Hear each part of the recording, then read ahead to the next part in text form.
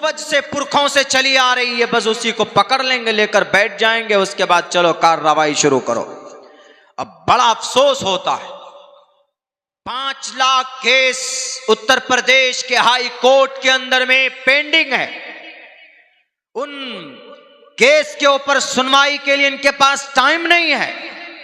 2 घंटे में मस्जिद की क्या बात आई, 2 घंटे में ऑर्डर नाफिज हो जाता है, सर्वे कमीशन बन जाती है और रिपोर्ट सबमिट हो जाती है, और उसके बाद हमेशा के लिए झगड़ा खड़ा कर दिया जाता।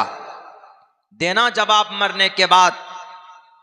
कल महापढ़ ईश्वर के सामने जिसमें कहा गया, हिंसा सत्यम करो दस्तयागा शांति रपैशुनम दया बुलेश्वल लूप तवम हीरे चाप लाभ। जुल्म नहीं होना चाहिए इस धरती पर, चारों तरफ जुल्म हो रहा। सत्यम सच बोलो। जब इस देश का मुखिया ही झूठा है, इस देश का प्रधान ही झूठा है, इस देश के सबसे बड़े बड़े 2 ओहदे पर फाइज होने वाले झूठ बोलते हैं, लोगों से फ्रॉड करते हैं और कहते हैं कि हमने सिर्फ लोगों को लुभाने के लिए ऐसा बोला था। कहना श्री कृष्ण जी को जब महापल्ले में बंदर की तरह डंडा पड़ेगा ना, उस वक्त कहना कृष्ण जी गलती हो गई। मेरे भाइयों, ये सारी चीजें तालीम से वास्ता, तालीम से की रोशनी में इन मसाइल को हल किया जा सकता है। इसीलिए मैं कहता हूं कि भाई जो गलत फहमी है लफ्ज़ संभल के ताल्लुक से, ज़मीन व आसमान का फ़र्क है, थोड़ा व्याख्या करता हूं। जो संभल है ये छोटी सीन से है, संभल मुरादाबाद वाला संभल, वो संभल का मतलब अलग है। और जो मंत्र में संभल है जिसकी वजह से झगड़ा है, वो शय से संभल है, शाह शाह SH शाह। शंभले विष्णु यशो संभल गराम गुख्यस्स बराहमणयस्स गहातमण भवन विष्णु यशस कल की प्रादुर्भविष्यति। वो तो इसलिए लड़ रहे हैं कि अंतिम जमाने में एक अवतार आने वाला है, इसलिए कि 4 जमाने हिंदू धर्म में होते हैं, सतयुग, त्रेतायुग, द्वापर युग, कलयुग। सतयुग 16 लाख साल का होता है, त्रेतायुग 12 लाख साल का होता है, त्रेतायुग 8 लाख साल का होता है, द्वापर युग 8 लाख साल का होता है, कलयुग ये कलयुग है, अंतिम जमाना है, 4 लाख साल का होगा। ये युग शुरू हुए 5000 साल हो गए, ये 4 लाख साल और चलेगा, समझिए 4.5 लाख साल का होता है। इस अंतिम कल की अवतार कल युग में 95% बुराई होगी, 5% अच्छाई होगी। तो इन बुराई के खात्मे के लिए अंतिम अवतार आएंगे। 7 अवतार अभी तक आए हैं, जिनमें से 14 अवतार आएंगे। 7 अवतार आ चुके हैं, इनमें से 14 अवतार, लास्ट 14वां जो अवतार है अंतिम अवतार, उसके बाद में कोई अवतार, यानी जैसे हमारा अकीदा नबी का है कि हमारे नबी आखिरी नबी हैं, 1,24,000 तकरीबन अंबिया किराम आए, उनमें से लास्ट नबी हमारे नबी मोहम्मद रसूलुल्लाह सल्लल्लाहु अलैहि वसल्लम है। इनको कुरान की लैंग्वेज में खातिमुन नबिय्यीन कहा गया। मा काना मुहम्मदुन अबा अहदिम मिन रिजालिकुम वलाकिन रसूलुल्लाह व खातमुन नबिय्यीन। अब कोई नबी नहीं आने वाला। नबी क्यों आता था? अल्लाह के पैगाम को पहुंचाने के लिए। और नबी कोई आसमान से नहीं आता था, बल्कि हमारे और आपके बच्चों में से रब उनको मुंतखब करता था, आसमान से नहीं आता था। हिंदू धर्म में अकीदा अलग है। हिंदू धर्म में अकीदा यह है कि अवतार इंसान में नहीं होता, बल्कि जो अवतार होता है वो इंसानी रूप धारण करके जो खुदा है, वो खुदा देखता है कि पूर्णिया के अंदर बहुत करप्शन है, लाइन बाजार में डॉक्टर लोग बहुत ज्यादा घूस खा रहे हैं, बहुत ज्यादा वहां पर चेकअप में पैसे लिए जाते हैं, नाजायज पैसे लिए जाते हैं। गरीब अगर कोई 10,000 रुपए लेके आता है तो सब खत्म हो जाता है। चलो वहां के करप्शन को मिटाएंगे। तो इस करप्शन को मिटाने के लिए डॉक्टर ही की शक्ल में वो अवतार अवतीर्ण लेगा, आसमान से जमीन पर आएगा और फिर यहां पर रहकर उस बुराई का खात्मा करके फिर वो चला जाता है, फिर वो दूसरी जगह पर चला जाता है जहां उसकी जरूरत होती। इसी को गीता में कहा गया है, यदा यदा ही धर्मस्य ग्लानिर्भवति भारताभ्युत्थानम धर्मस्य तदात्मानं सृजामहे। जब जब कहीं पर अच्छाई खत्म होती है, उस अच्छाई को बचाने के लिए, उसकी रक्षा के लिए, उसके प्रोटेक्शन के लिए आता है कौन? ईश्वर आता है। बैरकैफ तो वही अकीदा हिंदू भाइयों में है कि अंतिम जमाने में जो अवतार आएगा उसकी आने की जगह संभल होगी और उस संभल के अंदर में वो अवतार लेंगे और फिर यहाँ से फिर अच्छाई का काम करेंगे। तो इस मंत्र के आधार पर उन लोगों को गलत फहमी ये हो गई कि ये मंत्र संभल गराम, ये मुरादाबाद वाला संभल। इसीलिए यहां पर जरूरी है उन लोगों को ज्ञान प्राप्त करना। अगर ज्ञानी नहीं है तो उसके ऊपर बात करना। इस लफ्ज के ऊपर तहकीक शायद हुई नहीं है। हमने तकरीबन अब तक 10 जलसों के अंदर इसकी व्याख्या हमने की है। इसीलिए मैं आप लोग जितने भी रिकॉर्ड करते हैं, इस लफ्ज की तहकीक जिस दिन की तकरीर में ज्यादा बेहतर है, आप उसको कहिए कि मुरादाबाद वाला संभल और अंतिम अवतार वाला Sambhal. There is quite different between both words. एक का मतलब संभल गराम अमन की जगह, एक का मतलब संभल मुरादाबाद। से सीन और शीन में फर्क है, सीन और शीन में फर्क है। There is quite different between say and she. You can different by pronunciation of the word. इस लफ्ज की अदायगी जब आप करेंगे तब आपको पता चलेगा कि भाई ये फर्क है। तो डॉक्टर एम ए श्रीवास्तव लिखते हैं कि जो मंत्र है, ये मंत्र मुरादाबाद वाले संबल के लिए नहीं है, बल्कि इस मंत्र का ताल्लुक अंतिम अवतार से है। और अंतिम अवतार आने वाला नहीं है, वो आ चुका है। कहां आया है? ये पूरा मंत्र संभल गराम अमन की जगह। बाप का नाम क्या होगा उसका? विष्णु यश। विष्णु यश का अरबी तर्जमा अब्दुल्ला। मां का नाम क्या होगा? सोमवती। सोमवती का अरबी तर्जमा आमिना। कौन से कबीले में पैदा होगा? ब्राह्मण समय, ऊंचे खानदान में। ऊंचा खानदान अल्लाह के नबी का क्या? बनी हाशिम। तो पूरा मंत्र डॉक्टर एम ए श्रीवास्तव लिखते हैं अपनी किताब के अंदर कि ये पूरा मंत्र अगर फिट आता है किसी जात पर तो जनाब मोहम्मद रसूलुल्लाह सल्लल्लाहु अलैहि वसल्लम, यानी अल्लाह के नबी को ही वो लोग अंतिम अवतार मान रहे हैं जो कि आ चुके हैं, लेकिन उनका अकीदा आज नहीं है मोहम्मद रसूलुल्लाह पर। तो वो ये कैसे पता चलेगा? ये तो जब भी पता चलेगा जब शास्त्रों को पढ़ेंगे। मुसलमानों, आपको आपकी शरीयत के बारे में कहां से पता चलेगा? आप जब अपने ग्रंथ को पढ़ेंगे, जब आप अपनी किताब को पढ़ेंगे तभी आपको पता चलेगा कि रोजा क्या, नमाज क्या। आज हम पूर्णिया में थे, हम अपनी गाड़ी डायरेक्ट हम सफर से आए तो पूर्णिया चले गए। तो वहां पर हम अपनी गाड़ी ठीक करा रहे थे तो एक सामने एक आदमी बैठा हुआ हमको कह रहा है कि आपका नाम क्या मौलाना? मैंने कहा कि अब्दुल्ला सालिम। बोला अच्छा। खैर वो यूट्यूब वगैरह में देखा होगा तो पहचान गया। बोला मौलाना एक मसला पूछना चाहता हूँ और आप, मुझे उम्मीद है कि आप सही से बताएंगे। बोला अगर गुस्से में बीवी को तलाक दे दें तो? गुस्से में हमने कहा कि बिल्कुल हो जाएगी। तलाक में थोड़ी सी डिफरेंसेस है जमात अहले हदीस उनके नज़दीक में और हमारे अइम्मा किराम थोड़ा सा डिफरेंट है, वरना सारे लोगों का, जमहूर उलमा का, तमाम के तमाम सलफ का एक ही मौक़िफ़ है। हम इख्तलाफी बात करते नहीं हैं, लेकिन उन्होंने ये कहा कि हमने अपनी बीवी को, अगर किसी ने अपनी बीवी को गुस्से में तलाक दे दे तो क्या तलाक हो जाएगी? मैंने कहा बिल्कुल हो जाएगी तलाक। हमने कहा कि अरे बीवी को गुस्से में तलाक देना तो दूर की बात, अगर मजाक में भी बीवी को यूं बोल देना मोहतरमा मैं तुमको तलाक नहीं दे रहा हूं लेकिन मजाक में दे रहा हूं कि तुमको तलाक है, तुम मेरी निकाह से चली गई, जाओ, तुमको 1 2 3 बोल देते जाओ, तो तलाक होगी? हमने कहा कि बिल्कुल हो जाएगी। हमने कहा कि मजाक में भी तलाक पड़ जाती है। 3 चीजें ऐसी है कि अगर आप उसका रियल तो रियल है ही, लेकिन उसका मजाक भी रियल है। 3 क्या क्या? एक निकाह है और एक तलाक है और एक अक़्द मज़ारबत है। निकाह का मतलब यानी निकाह में भी अगर कोई बालिग लड़की है, मुस्लिम है, कोई बालिग लड़का है, सड़क के किनारे कहीं पर एक दूसरे के हाथ पकड़ कर बोल रहा है आज से you will be my life partner, will you accept me? आज से आप मेरी मोहतरमा हो, क्या आपको कबूल है? वो बोल रही हाँ आप मुझे कबूल हैं, आज से आप मेरे शौहर हैं, क्या आपको कबूल है? उनको लड़की भी उनको एक्सेप्ट करती है और लड़का भी कबूल करता है। तो क्या ये निकाह हो जाएगा? मजाक मजाक में हो रहा है।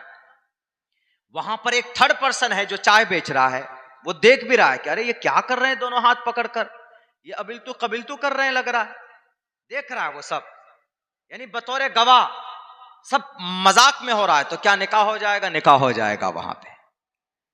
इसीलिए बोलते हैं ना कि जब मियां बीबी राजी तो क्या करे काजी, ये इसी के लिए है। यानी अगर कोई काजी भी नहीं है, माँ बाप भी नहीं है, कोई नहीं है रिश्तेदार, जंगल में है, लड़की लड़का ने एक दूसरे को कबूल कर लिया, हिजाब कबूल हो गया और एक आदमी वहां पर गवाह है, एक आदमी, तो निकाह होगा, निकाह हो जाएगा। लेकिन इसका मतलब नहीं कल से जाकर पकड़कर हाथ पकड़ किसी को कबील तो करना। इतने चप्पल पड़ेंगे कि सर में एक भी बाल नहीं रहेगा, सिस्टम के खिलाफ है, समाज के खिलाफ। इससे यह बताना मकसूद है शरीयत को कि निकाह बहुत आसान है, जितना आज भारी कर दिया गया है ना। बाज़ाब्ता आप तो लिस्ट में लिखा जाएगा, निकाहनामे में लिखिए, महर के साथ लिखते हैं ना कि महर कितना है, वो भी लिखते हैं ना। अब लिखा जाएगा कि भाई कौन सी गाड़ी दी है, खपाची दी कि पल्सर दी। रिश्ता तय होता है, उसके बाद डायरेक्ट गाड़ी की बात आती है, और कुछ नहीं, गाड़ी कौन सी ले रहे हैं, पल्सर ले रहे हैं, खपाची ले रहे हैं, बुलेट ले रहे हैं, यही हो रहा है। कर्जा ले लेकर, मेरे स्कूल के अंदर में एक मजदूर आता है बेचारा, बोला क्या हजरत सारी बेटियों का कर चुका हूं, लास्ट बेटी बाकी है, जहां रिश्ता करना चाहता हूं उनका डिमांड था क्या, अपाची गाड़ी। बोला जिंदगी में कभी लोन नहीं लिया, मजबूरन हमको बंधन लोन लेना पड़ा 50,000 का। सब कुछ लेने के बावजूद रिश्ते वाले भाग गए। बताइए इस समाज का बेड़ा गर्क होगा कि नहीं होगा। Yogi, Modi, George Bush, Putin, Netanyahu मुसल्लत होगा कि नहीं होगा। ये पता कौन है, ये अल्लाह के तरफ से भेजे हुए नेतन्याहू, पुतिन, जॉर्ज बुश और ट्रंप, ये अल्लाह के तरफ से भेजे हुए हैं, समझ लीजिए आप।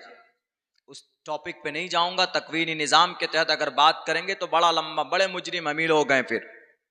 तो इसीलिए मेरे भाइयों तालीम की सख्त ज़रूरत है। तो उन्होंने हमसे यही पूछा कि मौलाना क्या है, कैसे है समाज के अंदर। अब भाई बीवी को तलाक दे दी, लेकिन वहां क्या लिखा है, तलाक हो गई। वहां पर एक साहब ने लिखा ये तलाक नहीं हुई है, मियाँ बीवी रह सकते हैं दोनों साथ में। शरीयत का मजाक, खिलवाड़। फौरन हमने 3-4 जगह पर उस मैसेज को फॉरवर्ड किया, सबने कहा कि नाजायज और हराम है, हराम है, हराम है, बीवी के साथ रह नहीं सकता। जो निजाम है, जो प्रोसेस होगा अब आगे यहां से उसको फॉलो करना होगा। हमारे हिंदू धर्म में ऐसा नहीं है। हिंदू धर्म के अंदर अगर कोई किसी एक पूजा पर एक मंत्र पढ़ता है, अगर उसको कोई गलत पढ़ दे तो कोई दूसरा आदमी बताने वाला नहीं होगा। क्यों? क्योंकि वो मंत्र पूरे 50 लाख आदमियों में या 50,000 आदमियों में गुरु को ही पता होता है, और वो ब्राह्मण होगा गुरु। इस्लाम में ऐसा नहीं है। इस्लाम में सूरह फातिहा अगर कोई एक मुसलमान गलत पढ़ेगा तो 10 मुसलमान टोकने वाले होंगे, क्योंकि उनको याद है 10 मुसलमान इसके अंदर अपने धार्मिक किताबों को पढ़ने की आज़ादी होती, जो कि हिंदू धर्म के अंदर नहीं है। इसलिए मैं खुले लफ्जों में अदब के साथ बेखौफ होकर यह वाज़ेह कर देना चाहता हूं कि शंबल गराम गुख्य सबराह मनय सगहा तमन भवने विष्णु यशशा कल की प्रादुर्भविष्यति में जो लफ्ज शंबल है, यह मुरादाबाद वाला संबल नहीं है।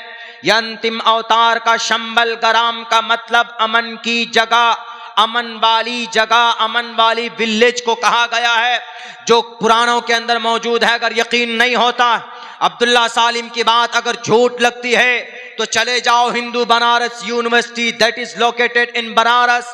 वहां का एक संस्कृत का प्रोफेसर जिसने संस्कृत के अंदर एमए की हुई, जिसका नाम डॉक्टर एमए श्रीवास्तव, वो इस हदीस का, वो इस मंत्र का तर्जमा करते हुए इसकी व्याख्या करते हैं, और वो साफ लफ्जों में लिखते हैं कि इस मंत्र से शंबल गराम से मुराद मुरादाबाद वाले संबल नहीं है, बल्कि इससे मुराद मक्कतुल मुकर्रमा है, काबतुल्लाह है, शहर मक्का है, और वहां पर अल्लाह के नबी अलैहिस्सलातु वस्सलाम आ चुके हैं। ये पूरा मंत्र अगर किसी पर फिट आता है तो मोहम्मद रसूलुल्लाह सल्लल्लाहु अलैहि वसल्लम पर फिट आता।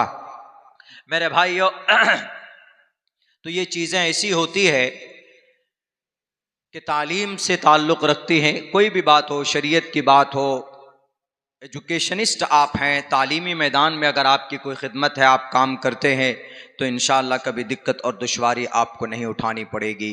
दूसरी बात, हम मस्जिद जो हमारी है, ये मस्जिद के ऊपर तो हज़रत मुफ्ती साहब ने बड़ी तफसीली बात की है। मस्जिद का यकीनन हम लोग खुद विरोध करते हैं। अभी हमने आपके सामने उदाहरण पेश किया है कि नवंबर के महीने में मोहम्मद बिन सलमान, जो अभी सऊदी की फरमा रवा है, जो वहाँ के अभी बादशाह हैं, मोहम्मद बिन सलमान, उन्होंने म्यूजिकल फेस्टिवल कायम किया। म्यूजिकल फेस्टिवल तरक्की के लिए। सऊदी अरब से हमारा आस्था है ना, क्यों आस्था है? कुरान नाजिल हुआ ना वहां पर, सहाबा किराम के मुकद्दस जमात वहीं खड़ी हुई ना, जंगे उहद, जंगे बदर, गज़वे हुनैन, गज़वे तबूक, ये सारी चीजें वही हुई ना, नबी वहां पैदा हुए ना, हजरत जिब्राइल कुरान लेकर वहीं आए ना, इसीलिए हमारा अकीदा है। और दुनिया की सबसे मुकद्दस जगह काबतुल्लाह वहीं पर है। और वहां पर आज मॉडर्न एतबार से गुलाम बने सलमान खान, शाहरुख खान के संगीत के गुने, संगीत के दिलदादा बन गए। और उन्होंने कहा कि चलो, जैसे हम लोग जलसा करते हैं दीन की बात पहुंचाने के लिए, तो उन्होंने तरक्की के लिए एक संगीत का एक प्रोग्राम ऑर्गेनाइज किया और उसी को ये कहा कि हम तेल पर सिर्फ निर्भर नहीं कर सकते, हमको तिजारती ताल्लुकात चाहिए। तो इसी तिजारती ताल्लुकात की वजह से 250 सिंगर को बुलाकर डांस कराया गया। कहां पर? सऊदी अरब का सबसे बड़ा शहर रियाज में। बोले कोई, जितने लोगों का वहां से चंदा आता है सबका पानी ना बंद हो जाए। मेरा 4 मरतबा का उम्रे का वीजा रिजेक्ट हो गया, 4 मरतबा का। 17 तारीख को हमारी अहलिया तो जा रही है, हम नहीं जा पाएंगे। क्यों? हमारा रिजेक्ट।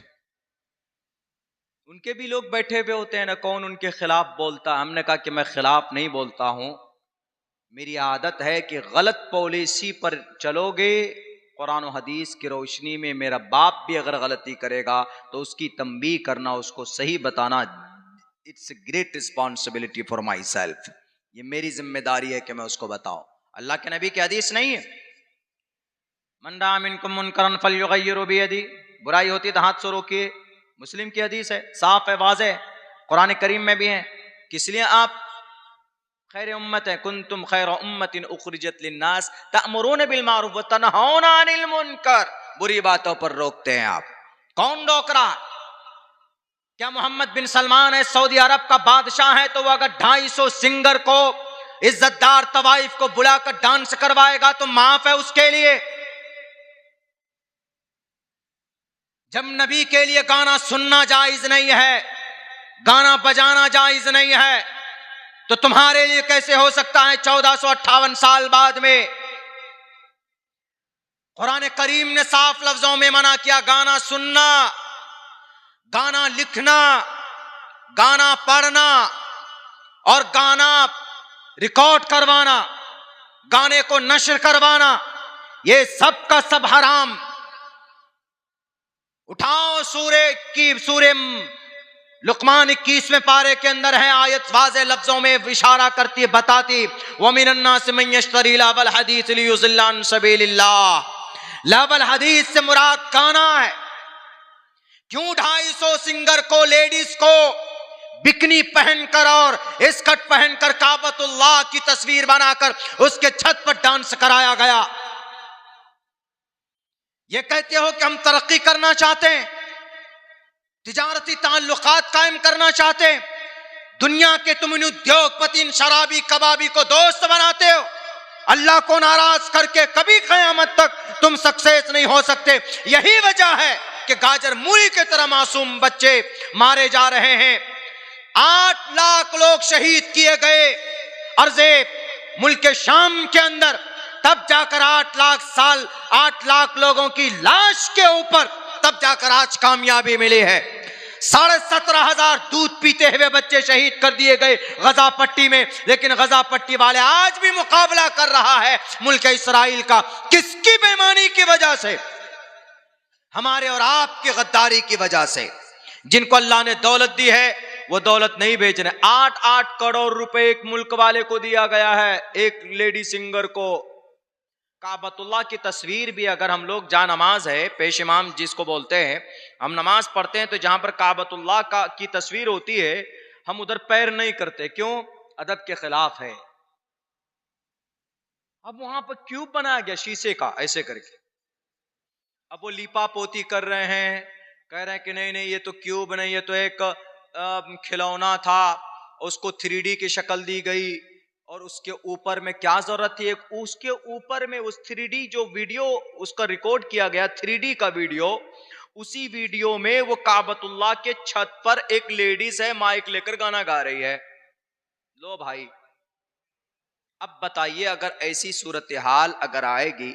मैंने सन 2018 में जब बात की थी कि भाई अरब कंट्री के अंदर में ऐसा हो रहा है। अरब कंट्री जजीरतुल अरब सिर्फ सऊदी अरब नहीं है, जजीरतुल अरब मुबारक जगह है, उनमें सबसे मुक़द्दस मकाम सऊदी अरब है। सऊदी अरब में मुक़द्दस जगह दो है, हरमैन शरीफैन, मस्जिद नबवी और काबतुल्लाह।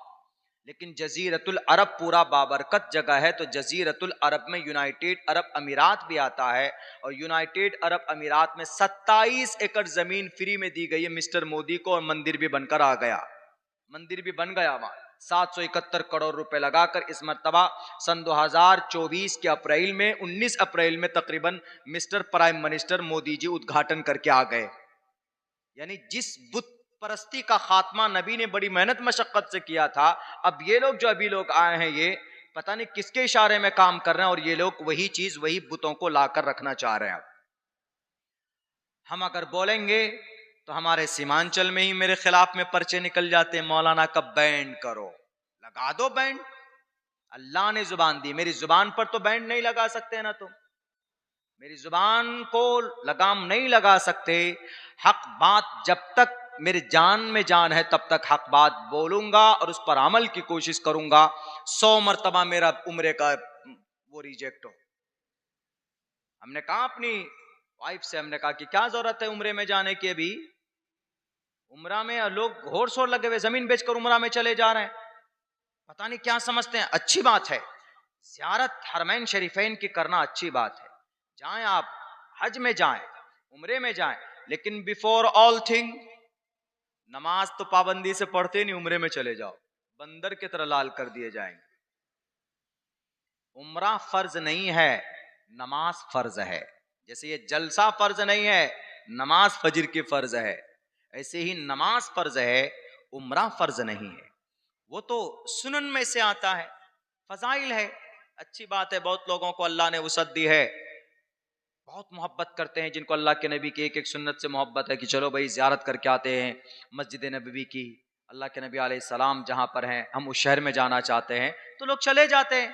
लेकिन इसका मतलब है कि तुम यहाँ कभी नमाज ही मत पढ़ो और वहां पर जाकर के एकदम बिल्कुल मासूम बनकर आ जाओ। यहाँ चुगलखोरी करते हैं, रिश्वत लेते हैं और झूठ बोलते हैं और चले जाओ और मासूम बनकर आ जाओ, कभी नहीं। कुटाई होगी उल्टे लटका लटका कर। जिसके पैसे और जिसके नाजायज जमीन पर कब्जा किया वो पहले वो अदा करो। 70 मरतबा हज कर लोगे तो नहीं माफ होगा। अल्लाह का हक माफ हो सकता है, नमाज नहीं पढ़ी तो जाओगे अल्लाह माफ कर दे, मैंने नमाज नहीं पढ़ी, अल्लाह चाहे तो माफ हो सकता। लेकिन जिसकी जमीन हड़प कर रखी, उम्रे में चले जाओ कि हज करने चले जाओ, पूरी जिंदगी वहां बच जाओ, लेकिन किसी का हक मार लिया है तो देना पड़ेगा। वो माफ कर दे तो ठीक, नहीं तो देना पड़ेगा, और नेकी से देना पड़ेगा कल कयामत में। मेरे भाई ये वक्त बहुत हो चुका है, मूड और मिजाज भी नहीं है बात करने की। हमने वादा किया था कि कुछ देर तक बात कर लेता हूँ, 15, 20, 25 मिनट। तो चलिए, अभी चूँकि मेरे बाद जो मुक़र्रिर साहब हैं उनकी भी बात होगी और फिर दुआ करेंगे।